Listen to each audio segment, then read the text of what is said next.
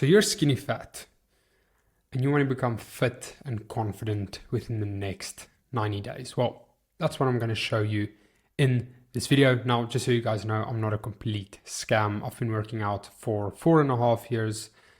I basically started out looking like this and now I look like this. Okay, so with that out of the way, let's get straight into this video. So there's basically 4 things.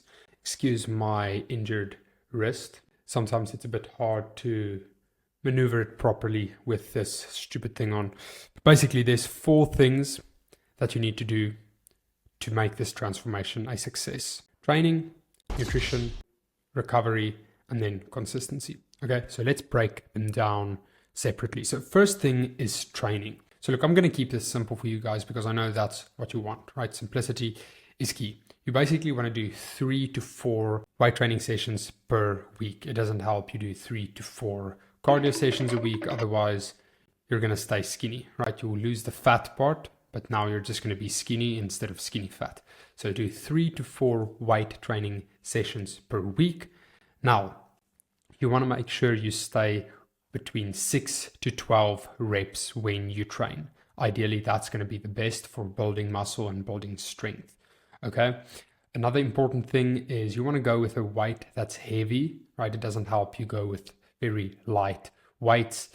It doesn't help you do 6 to 12 reps, but at the end of your reps, you are not tired at all. So go with a weight that is pretty heavy. So a good rule of thumb is training within 3 reps of failure, right?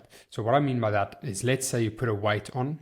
You don't want to be able to do more than 15 reps at max, right? So let's say you stop at 12. You don't want to be able to do more than 15 reps. Let's say your goal is 6. You don't want to be able to do more than 9 reps with that weight. So you want to be within 3 reps of failure. You can also go for failure every single set if you want to. Some people say that's not a good idea. I basically almost train till failure and I'm pretty jacked, so that's not a problem for me. It can get hard on your joints, but yeah, that's your choice. Go until you're at least within 3 reps, or at most within 3 reps of failure. Otherwise, you're going too light. So I hope that makes sense. 6 to 12 reps, 3 reps within failure. Okay. Train each muscle group at least twice a week. This is also very important. So the splits I would recommend if you go 3 to 4 times a week is, if you go 3 times a week, do an upper, lower, and then a full body, right? So upper body the first day, lower body the second day, and then a full body workout on your last day. If you do 4 sessions a week, do upper, lower, upper, lower. That's going to be your best bet, because this way you train each muscle group at least twice a week. Okay, so that is the training side of things. Just to recap, 3 to 4 weight training sessions a week. Make sure you do 6 to 12 reps. Always train until you're within 3 reps of failure, and then make sure you train each muscle group at least twice a week. Okay, next up is nutrition. So nutrition, it depends a bit on your specific goals. Obviously, if you're skinny fat, you can do 2 things. You can focus on cutting first, losing the fat, but then you're going to be skinny. Or you can focus on building muscle. So you're still going to be a bit chubby, but you're going to be bigger, right? So depends on what's more important for you. I'm not saying you can't do both, because you can lose fat and build muscle at the same time. But you have to decide what's more important to you so you can focus a bit more on that specific aspect, right? So if it's very important for you to lose fat, focus a bit more on losing fat. If it's very important for you to build muscle and put size on, then focus a bit more on that aspect, right? But generally, you want to stay at your maintenance calories, right? Either in a bit of a deficit or in a bit of a surplus. You're not going to do anything extreme if you're skinny fat. So if you want to focus a bit more on losing fat first, then just go into a slight deficit. So let's say 250 calories less than your maintenance. If you are more focused on building muscle and putting on some size, just go into a slight surplus. So let's say 250 calories more than your maintenance. You can also just eat maintenance.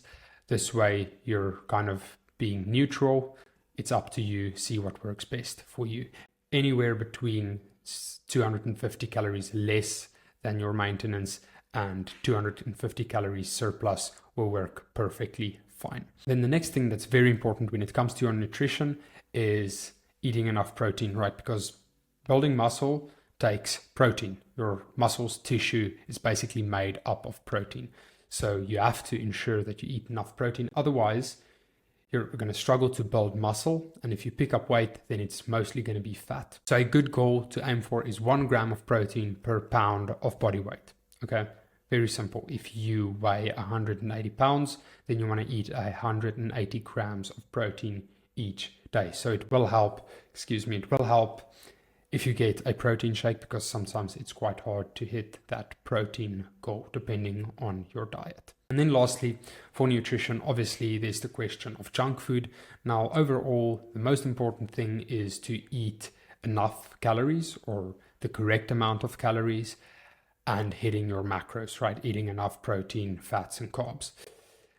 If you can do that by eating just junk food, then that's fine when it comes to building muscle and losing fat and so on, but it's not very healthy, and it's going to be less effective than eating healthy food, right? So a good rule of thumb when it comes to junk food and healthy food is eat 80% healthy food and 80% healthy food and 20% junk food, right? It's called the 80-20 rule. If you do that, you're golden. Next up is recovery. Now, this is a very, very important one. A lot of people completely neglect recovery because they don't think it's important at all. You know, it's that, I'll rest when I'm dead, bro. That's stupid. Okay, if you don't recover properly, you're going to miss out on so much gains. And also, it's just not healthy for your body. Remember that in the gym, you train your muscles.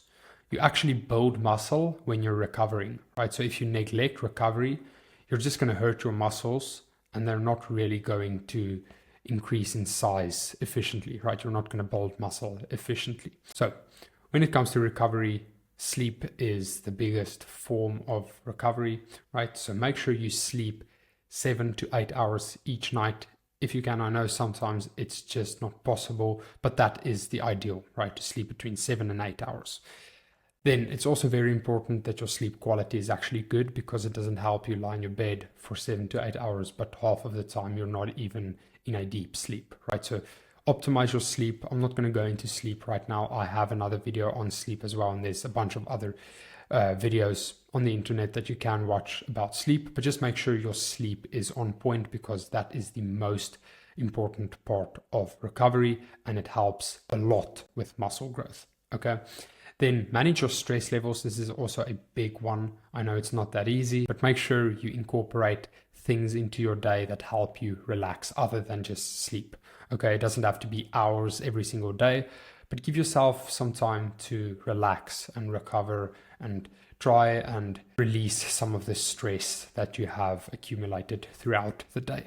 Okay, and then lastly, just a quick note, because a lot of people think that this is a good way of recovering, and it's actually not.